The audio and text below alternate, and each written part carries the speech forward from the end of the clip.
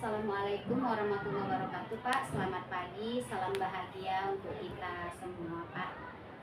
Gimana kabarnya Pak hari ini, Pak? Baik, Eh, Gini, Pak, saya ada beberapa pertanyaan mengenai kasus-kasus yang ada di sekolah ataupun di mana Bapak berada, yang dimana kasusnya itu merupakan kasus dilema etika yang pernah Bapak alami.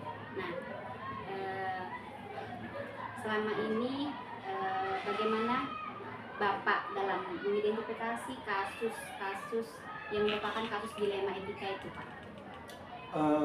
jadi menurut saya dilema etika itu benar sering terjadi dan saya juga harus melakukan semacam identifikasi terhadap masalah itu.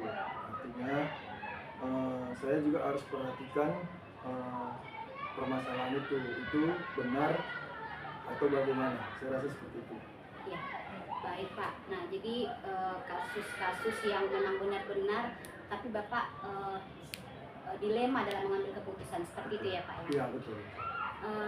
Baik Pak. Nah, selama ini Pak, bagaimana Bapak dalam menjalankan pengambilan keputusan di sekolah Bapak, terutama untuk kasus-kasus di mana ada dua kepentingan yang sama-sama benar atau sama-sama mengandung nilai kebajikan seperti itu Pak? Baik Bu, jadi begini, saya pertama pasti akan melakukan identifikasi dari masalah tersebut. Identifikasi itu artinya saya harus melihat latar belakang permasalahan itu terjadi. Baru setelah kita tahu masalah itu terjadi karena apa, baru kita cari solusinya. Apa solusi untuk memecahkan masalah tersebut? Kemudian kira-kira solusi yang kita ambil ini adalah solusi yang terbaik atau bukan. Jadi kita juga harus berani mengambil sebuah solusi dalam memecahkan sebuah masalah. Baik Pak, benar sekali ya Pak ya. Artinya kita melakukan identifikasi dulu sebelum kita dalam pengambilan keputusan untuk mendapatkan hasil yang baik Pak ya. Nah, di dalam kasus ini Pak, ada kan langkah-langkah atau prosedur seperti apa yang bisa Bapak lakukan selama ini? Baik,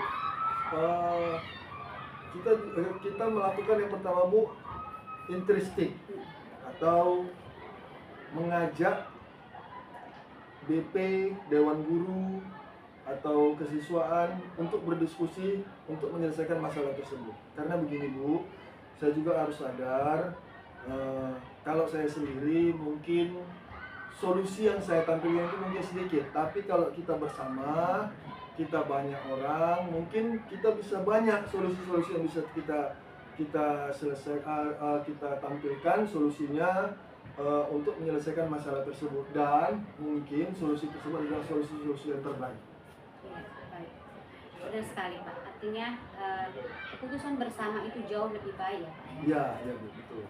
Ada baiknya kita berdiskusi secara bersama di sekolah atau di mana instansi yang di mana tempat kita menemukan masalah tersebut. Betul, seperti itu betul, ya. betul, betul. Baik Pak. Nah, hal-hal apa saja Pak selama ini yang merupakan tantangan dalam pengambilan keputusan pada kasus-kasus dilema etika ini? Jadi gini Bu, tantangan itu yang sering terjadi itu kita kan harus mencari faktor penyebab. Banyak faktor penyebab itu, jadi kita kan juga harus, setelah kita tahu faktor-faktor penyebabnya, kita juga bisa mencari alternatif solusi dari permasalahan kedua belah pihak tersebut. Kita harus tahu juga Bu, solusi-solusi apa the best solution yang untuk menyelesaikan masalah itu. Baik. Apakah Bapak memiliki jadwal atau waktu tertentu dalam penyelesaian kasus dilema etika? Apakah Bapak langsung menyelesaikan di tempat atau memiliki sebuah jadwal yang waktu untuk menyelesaikan itu harus sesuai dengan prosedur apa yang Bapak jalankan?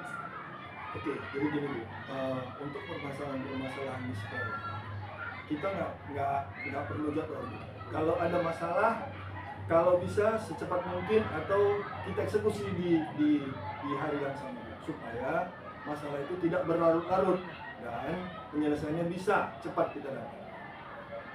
Benar sekali Pak, artinya ketika ada masalah secepatnya kita selesaikan, mengantisipasi kita tidak tahu ke depannya, karena apabila ada lagi masalah kita tidak terbebani masalah-masalah yang belum terselesaikan. Betul, seperti itu ya betul, Pak ya? betul. Artinya ketika masalah itu ada langsung kita selesaikan pada saat itu juga jika waktunya memungkinkan. Iya, betul. Benar sekali ya Pak ya. Nah, di sini kan Pak, adakah seseorang atau faktor apa yang selama ini yang mempermudah dan membantu Bapak dalam penyelesaian kasus-kasus yang terjadi? Baik Bu, jadi kita di SMA 1 Simpang 4 ini kita melakukan Bu yang namanya kolaborasi. Kolaborasi itu terdiri dari wali kelas, PP, dan juga kesiswaan. Jadi kita dalam mengambil solusi kita bersama-sama Bu, kita berdiskusi untuk mencari win-win solution dari setiap masalah yang terjadi terhadap siswa kita. Ya. Oke. Baik Pak, apakah ada pihak tertentu atau contohnya seperti dari luar orang tua atau masyarakat masyarakat yang membantu menyelesaikan masalah Bapak? Ya, biasanya ada Bu, biasanya itu ada pihak-pihak ketiga, tapi itu kan tidak terlalu besar Bu. Peran kita di sekolah itulah yang paling besar, karena orang tua itu kan sudah menitipkan anaknya kepada kita, dan kita harus bisa Bu membuat suasana itu menjadi lebih kondusif, tenang. Oh, jadi artinya seperti ini Pak, ketika masalah itu pihak sekolah masih bisa menyelesaikan, tidak harus ada orang tua ikut andil di dalam pengambilan keputusan, maka pihak sekolah dengan yang lain itulah yang mengambil keputusan. Seperti Betul, itu ya? betul Bu. Oke, yang terakhir nih Pak, dari semua hal-hal yang telah saya sampaikan tadi, pembelajaran apa sih Pak yang dapat Bapak petik dari pengalaman pengambilan keputusan dilema etika ini Pak? Jadi begini Bu, setiap anak itu punya permasalahannya masing-masing. Setiap individu pasti punya problem masing-masing. Jadi kita sebagai guru, BP, wali kelas maupun kesiswaan itu juga harus punya solusi-solusi terbaik untuk menyelesaikan masalah-masalah yang terjadi di lingkungan sekolah. Saya rasa itu jadi. Ya, baik Pak, terima kasih Pak. Artinya kita sama-sama belajar dari kasus-kasus ini ya kan Pak. Ya. Bapak juga dalam pengambilan keputusan punya trik tersendiri, kami juga, dan yang terpenting kita di dalam sekolah dalam pengambilan keputusan itu berkolaborasi untuk mengambil keputusan yang terbaik. Betul, betul. Agar dilema etika ini tadi bisa kita hadapi bersama, seperti Betul. itu ya. Betul, betul. Nah, jadi Pak, saya terima kasih atas waktunya. Mudah-mudahan kami CGP Angkatan 10 ini bisa memberikan dampak positif dan agent perubahan untuk sekolah kita nanti ke depan. Baik, terima kasih. Saya juga mengucapkan terima kasih kepada Ibu karena Ibu sudah menjadi agent of change untuk perubahan ke depan untuk SMA Negeri 1 Simpang 4. Mudah-mudahan apa yang sudah Ibu pelajari mudah-mudahan dapat diaplikasikan di lingkungan sekolah. Terima kasih Bu. Baik, terima kasih Pak.